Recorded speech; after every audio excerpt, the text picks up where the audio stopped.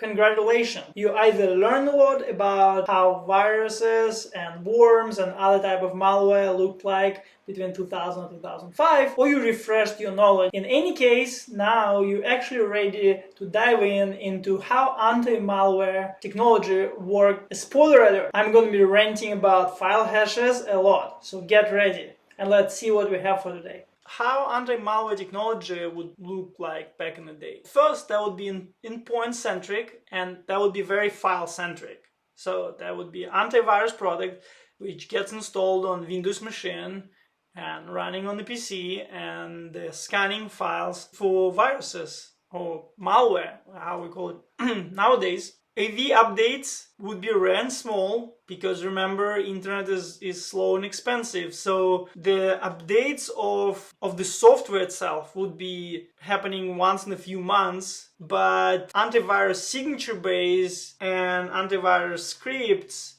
would be updated more often. Right, the what called AV updates would come weekly or daily and would contain updates for the signature. At that point, there was no way to check the cloud for the file hash. There were no clouds, again, because of the expensive internet and slowness of the internet. Yeah, also no way to regularly download millions of file hashes to the machine.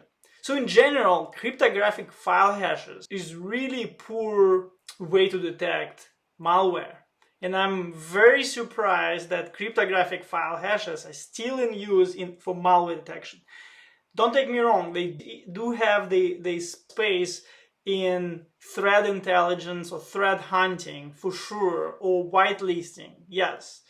But for malware detection and malware prevention, it's probably the poorest detection technology. If you put it in terms of pyramid of pain, so in this pyramid, each technology would have, this technology would have the most pain for malware authors to bypass. But this one would be right on top of pyramid, would be like least possible pain for malware author to bypass.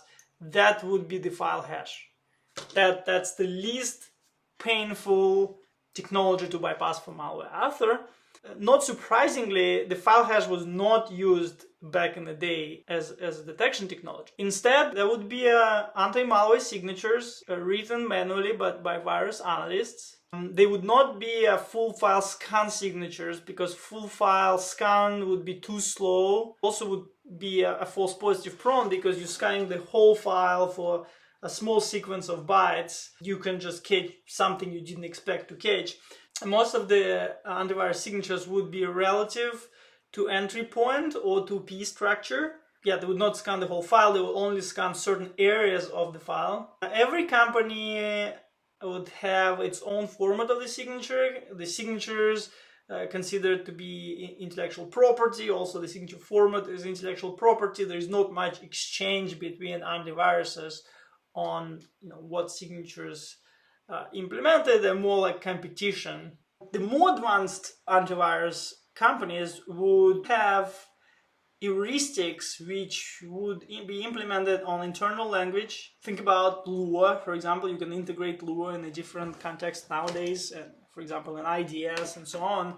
Most of the antivirus, even back in the day, would have it, and I will explain a bit later why it was so necessary, as well as the CPU emulators and CPU emulator based signatures with heuristics.